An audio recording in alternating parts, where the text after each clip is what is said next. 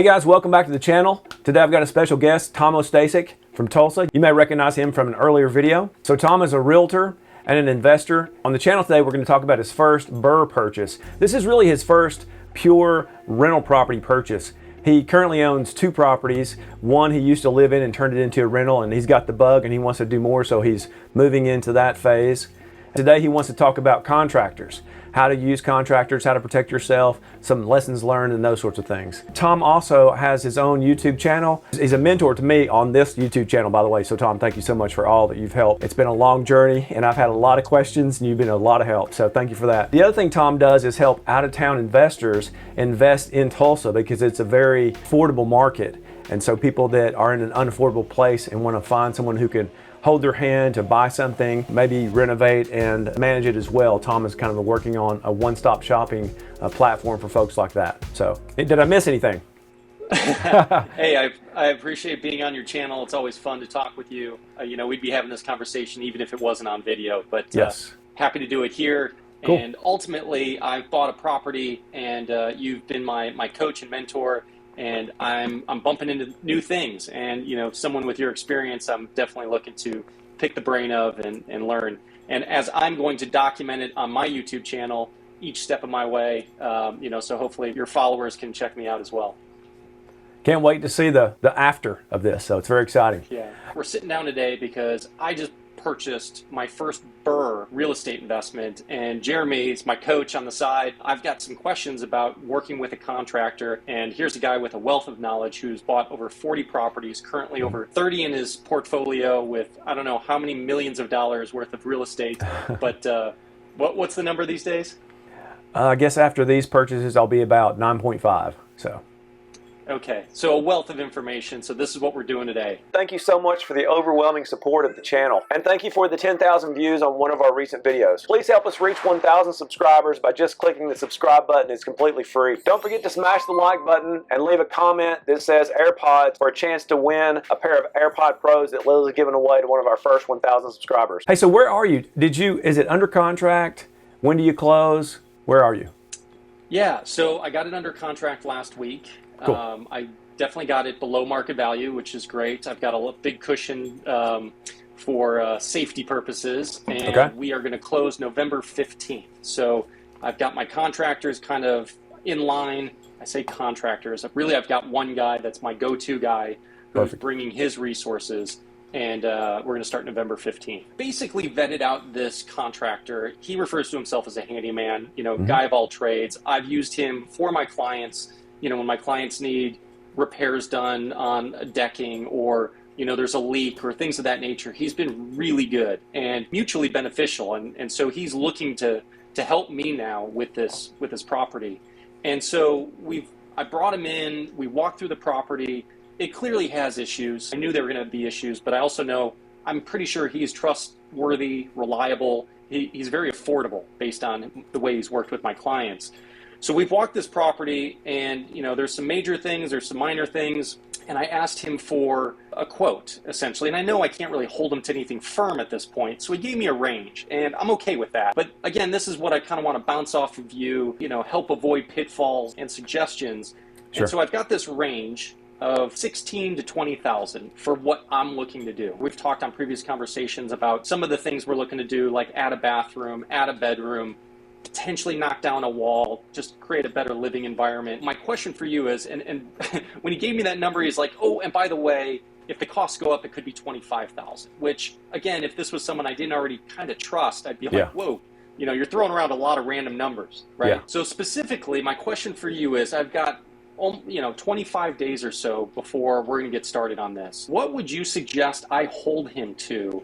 Would you say, hey, can you get me those more specific quotes on the roof, on the AC, on the plumbing, on the, you know, whatever, and get those from him in advance, or kind of go with the flow and just, hey, we'll take it as it comes? Yeah, so let me touch on a couple pieces here. First of all, it's wonderful that you have a relationship with this guy going into this, right? If folks haven't, then I think it's good to call and get some references and maybe go see the work at a place or two that he's done something. If you're just, say, getting some brickwork done or sheetrock work done or something like that. Congrats on getting a bargain on the property and finding a reasonable contractor also. So first of all, is this in writing or was this a verbal offer? Verbal estimate. Okay. A verbal estimate. First thing that I would recommend doing is writing this down. And that might start sounding complicated, but don't make it complicated, right? And that can be as simple as you guys speak in person, you speak on the phone or whatever. You just shoot him an email, memorializes what you guys spoke about. Hey Jeff, great meeting you today. We talked about adding the bathroom, the floor, the kitchen, the roof, the whatever it was. And you mentioned a range from this to this. That would be like a step one.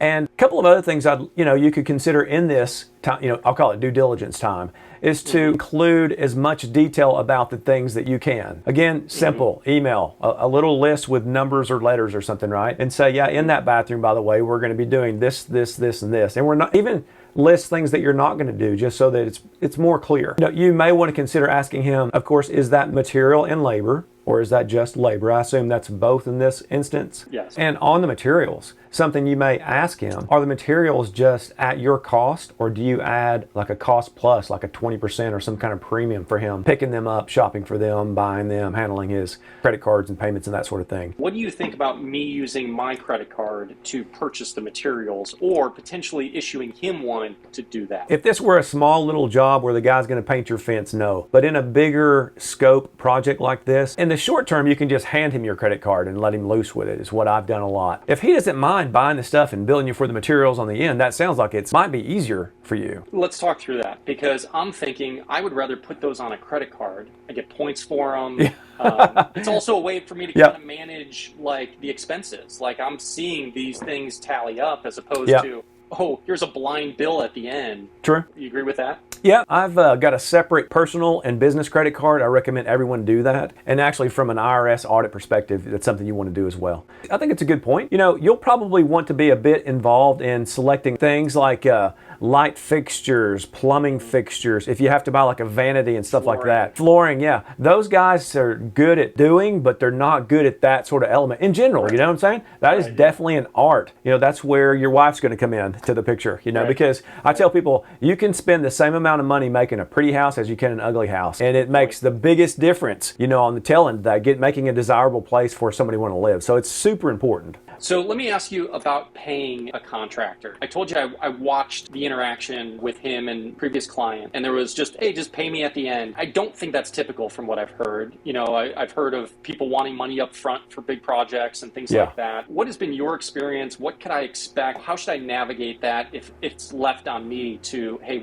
how are we going to do this? What would you recommend? Oh, sure. And a lot of people get burned on this. A lot of people get taken advantage of. And a lot of those guys on the small scale aren't great with their money, or they're kind of falling back on this, right? And so they have some cash flow issues.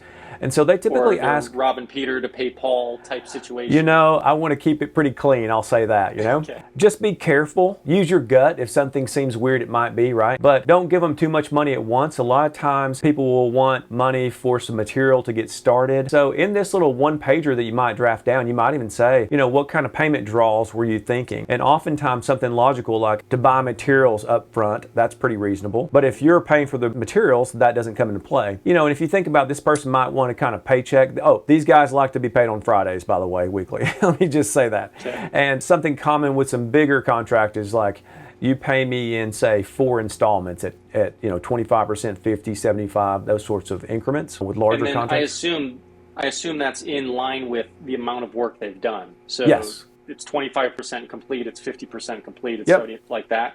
Yeah, Okay. It's kind of hard for you to tell that. They'll be like, oh yeah, because they're wanting their money because it's like Friday, right? And so, you'll have to listen to that a bit. Go ahead. Oh, I was just going to say, how do I determine if that's fair, and how often? Because I'm sure the human nature is they're going to want to get as much as possible. How do you navigate that to create a respectful relationship, but yet also stand your ground? Well, if you ask him about this in a conversation like this, and you kind of listen to how he likes to do that, you could kind of draft out some real simple words, say that, 25, 50, 75, and then just ask him, what are some milestones? How am I going to know? And he might say, okay, well, when I get the bathroom done, it's this much. When I get the roof done, it's that much. So you could kind of structure structure that around those milestones. And it might not be percentages, it might be on big chunks of the house. Nothing's going to be perfect, but you want some blocks, if you will. If you're going to pay a contractor $650 or more, you do need to issue them a 1099. And so for this guy, you're going to want to give him a form, a W-9, which he fills out, or at a minimum, all you really need is his social, his mailing address, copy of his driver's license. And a lot of these guys too will say, I'm insured and I'm licensed, or maybe one or the other or not.